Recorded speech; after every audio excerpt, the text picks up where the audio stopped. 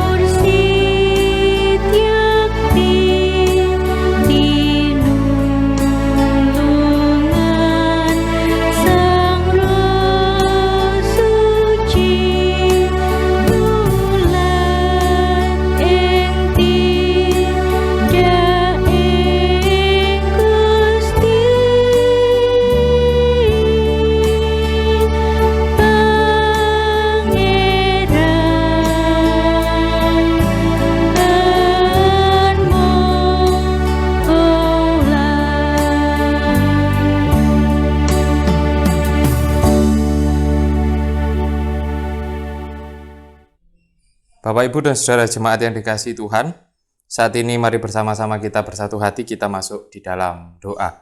Mari kita berdoa. Bapa kami yang di surga, kami bersama-sama mengucap syukur atas kesempatan yang bisa kami alami bersama dengan keluarga kami masing-masing, di mana kami dapat membangun ibadah di tengah-tengah keluarga kami. Dengan segala keterbatasan, dengan segala tantangan pergumulan yang ada, kami yakin dan percaya bahwa Tuhan senantiasa menolong dan menyertai kami semua di dalam kehidupan kami hari demi hari. Dan juga saat ini kami memohon ampun apabila ada dosa dan kesalahan yang sudah kami lakukan di dalam kehidupan kami. Kami mohon Tuhan mengampuni supaya kami bisa kembali menjalani hidup dengan penuh sukacita. Dan saat ini ya Bapa, kami bersama-sama akan membaca dan merenungkan sebagian dari kebenaran firman-Mu. Kami mohon Tuhan berkarya di dalam hati kami masing-masing, sehingga kami bisa mengerti dan kami bisa melakukan apa yang menjadi kebenaran firman Tuhan ini di dalam kehidupan kami sehari-hari. Demikian Bapa, seru doa permohonan kami, semua kami naikkan hanya di dalam nama Tuhan kami Yesus Kristus. Amin. Mari bersama-sama kita memuji nama Tuhan. Kita pujikan dari Kidung Pasaman Jawi nomor 203, bait 1 dan bait yang keempat, Rahayu kang utama lakune.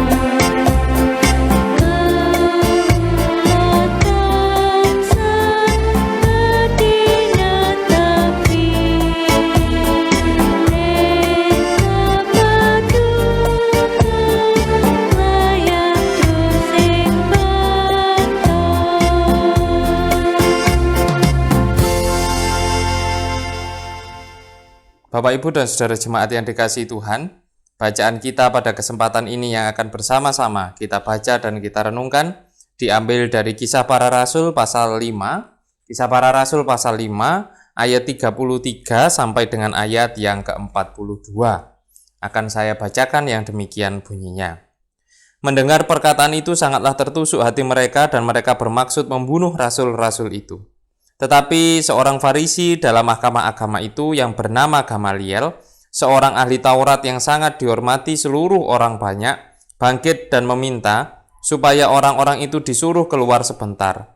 Sesudah itu ia berkata kepada sidang, "Hai orang-orang Israel, pertimbangkanlah baik-baik apa yang hendak kamu perbuat terhadap orang-orang ini. Sebab dahulu telah muncul si Teudas yang mengaku dirinya seorang istimewa dan mempunyai kira-kira 400 orang pengikut, tetapi ia dibunuh dan cerai berailah seluruh pengikutnya dan lenyap.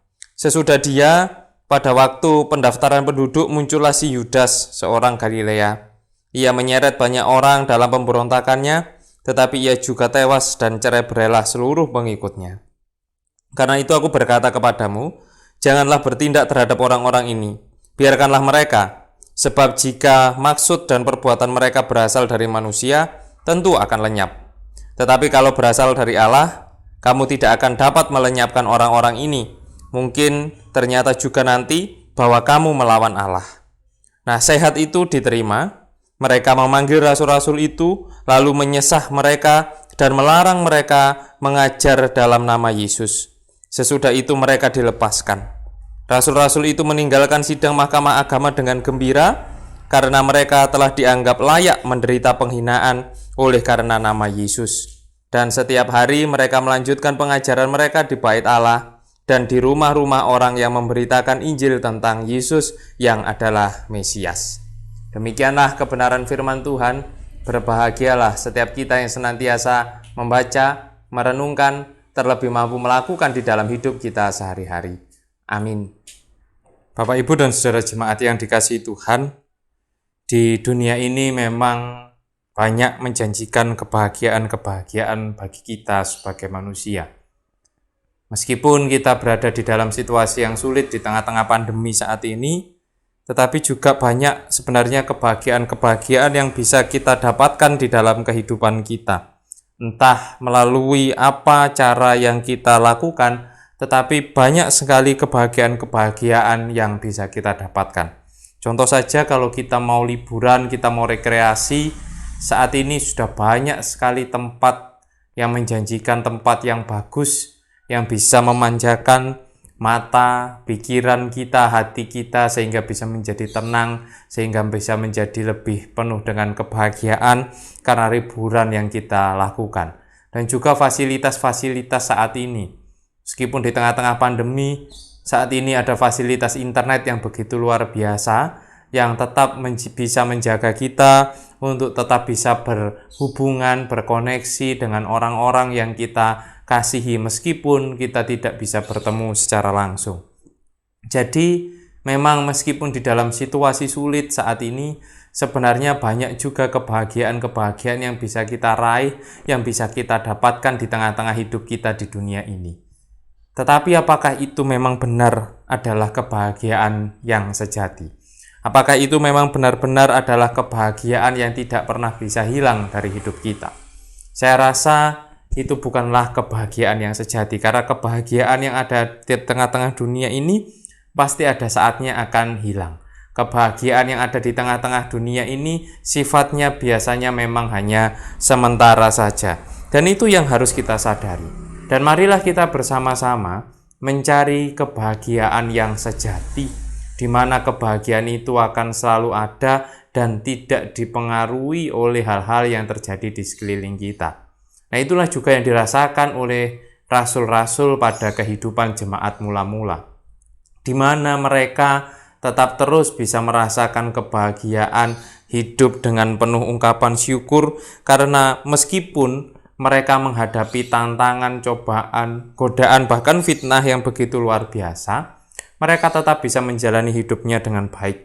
Mereka tetap bisa menjalani hidupnya dengan penuh rasa syukur, karena mereka tahu bahwa mereka sudah memiliki kebahagiaan yang sejati itu.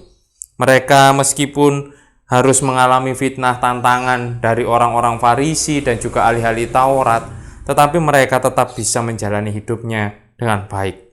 Sampai di dalam bacaan kita saat ini, yang bersama kita baca di dalam Kisah Para Rasul pasal 5 ayat 33-42 ini tadi, di mana para murid diperhadapkan pada mahkamah agama, di mana para murid pada saat itu harus menghadapi fitnah dan juga tantangan yang begitu luar biasa di dalam hidup mereka. Karena jika memang mereka pada akhirnya terbukti bahwa mereka sudah melakukan penistaan agama yang ditetapkan oleh mahkamah agama waktu itu, maka mereka akan bernasib sama seperti Tuhan Yesus. Karena dalam tradisi Yahudi, hingga saat itu mereka belum bisa menerima bahwa Yesus adalah Mesias. Mereka belum bisa menerima bahwa Yesus adalah juru selamat. Dan apa yang dilakukan oleh Yesus itu adalah sebuah penistaan bagi mereka. Dan tentunya yang dilakukan oleh para rasul-rasul waktu itu, dengan mereka mengkabarkan Injil, dengan mereka memberitakan berita sukacita tentang Tuhan Yesus, tentu itu juga sebuah hal yang buruk menurut mereka. Dan karena itu mereka harus diperhadapkan dalam situasi yang sulit di depan mahkamah agama pada saat itu. Tetapi yang menarik adalah muncul salah satu tokoh dari golongan orang Farisi itu sendiri, yaitu Gamaliel. Di mana Gamaliel ini memberikan saran yang begitu luar biasa baik di dalam bacaan kita yang tertulis di ayat 38 dan 39, akan saya bacakan yang demikian. Karena itu aku berkata kepadamu, janganlah bertindak terhadap orang-orang ini, biarkanlah mereka, sebab jika maksud dan perbuatan mereka berasal dari manusia, tentu akan lenyap. Tetapi kalau berasal dari Allah, kamu tidak akan dapat melenyapkan orang-orang ini, mungkin ternyata juga nanti bahwa kamu melawan Allah. Nasihat itu diterima. Nah, Bapak, Ibu, dan saudara yang dikasihi Tuhan, nasihat Gamaliel ini akhirnya membuka mata orang banyak pada waktu itu sebenarnya, supaya mereka menyadari bahwa kalau Allah bekerja di dalam kehidupan kita, maka tidak akan ada yang dapat menghalangi. Tetapi ketika hanya manusia sendiri yang bekerja melakukan segala sesuatu, maka mudah akan hilang, mudah akan lenyap. Dan itulah yang juga disampaikan oleh Gamaliel. Sehingga Mahkamah Agama pada waktu itu tidak perlu melakukan perbuatan-perbuatan yang tidak baik, tidak perlu mengotori tangannya dalam tanda kutip dengan melakukan hal-hal tidak baik kepada para rasul. Karena toh nanti kalau akan kemudian hari akan terbukti sendiri, kalau memang para rasul melakukan kehendak Tuhan, maka tidak ada yang bisa menghentikannya. Tetapi kalau mereka hanya melakukan kehendak manusia, mereka pasti akan lenyap dengan sendirinya. Dan disinilah dalam situasi ini, akhirnya para rasul dibebaskan dari hukuman, meskipun tertulis di ayat ke-40 tadi, mereka memanggil rasul-rasul itu lalu menyesah mereka dan melarang mereka mengajar dalam nama Yesus. Sesudah itu mereka dilepaskan. Meskipun mereka tetap saja dilarang untuk mengajar di dalam nama Yesus, tetapi ini tidak membuat mereka kehilangan kegembiraan dan kesukacitaan. Seperti yang tertulis di ayat 41 tadi, yang juga menjadi nats kita, yaitu rasul-rasul itu meninggalkan sidang Mahkamah Agama dengan gembira karena mereka telah dianggap layak menderita penghinaan oleh karena nama Yesus. Dan akhirnya mereka tetap bisa merasakan kebahagiaan dan sukacita karena mereka betapa menyadari bahwa mereka tetap bisa mewartakan cinta kasih Tuhan meskipun harus mengalami tantangan, godaan yang begitu luar biasa besar. Jadi kebahagiaan yang sejati bagi rasul-rasul adalah ketika mereka bisa tetap mewartakan cinta kasih Tuhan di dalam hidupnya. Meskipun mereka harus mengalami tantangan, godaan, cobaan yang luar biasa, tetapi tidak membuat mereka kehilangan kebahagiaan. Karena sumber kebahagiaan mereka, kebahagiaan terbesar mereka adalah ketika mereka mewartakan cinta kasih Tuhan. Dan bagaimana dengan kita saat ini? Apa yang menjadi sumber kebahagiaan terbesar kita? Mari kita renungkan di dalam diri kita masing-masing. Apa yang menjadi sumber kebahagiaan terbesar kita? Sudahkah kita menjadikan Tuhan sebagai sumber kebahagiaan kita yang terbesar? Sehingga tidak ada alasan bagi kita untuk berduka cita, tidak ada alasan bagi kita untuk putus asa, tetapi senantiasa kita bisa hidup dengan penuh sukacita. Dan marilah kita sadari itu. Jadikan Tuhan sebagai sumber kebahagiaan sejati, supaya kita bisa tetap kuat menjalani kehidupan dengan segala tantangan cobaan yang ada, sehingga kita tetap bisa menjalani hidup kita dengan penuh rasa syukur. Kiranya Tuhan senantiasa menyertai dan juga memberkati kita semua. Dan untuk saat ini, pertanyaan yang akan kita renungkan bersama yaitu, apa yang akan kita lakukan untuk melawan godaan dan juga menghadapi tantangan di dalam mengikut Kristus? Saya ulangi, apa yang akan kita lakukan untuk melawan godaan dan menghadapi tantangan di dalam mengikut Kristus? Silahkan di-sharingkan masing-masing di dalam keluarga, dan kiranya kita bisa saling menyertai, saling menguatkan, dan Tuhan senantiasa menyertai kita semua. Amin. Mari bersama-sama kita sambut dengan kita memuji nama Tuhan dari Kidung Pasamuan Jawi nomor 428, bait 1 dan bait yang kedua, Bingao Sisao Gusti Kula Puji.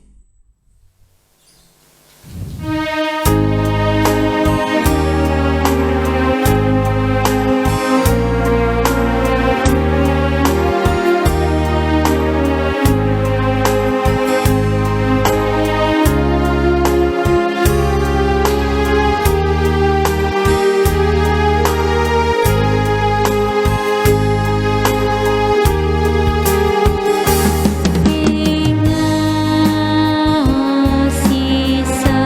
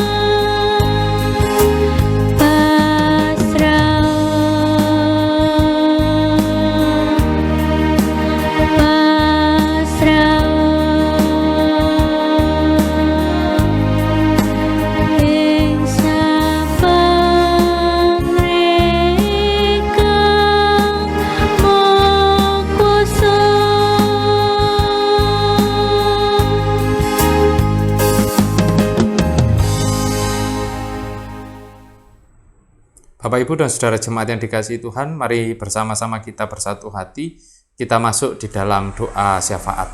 Mari bersama kita berdoa.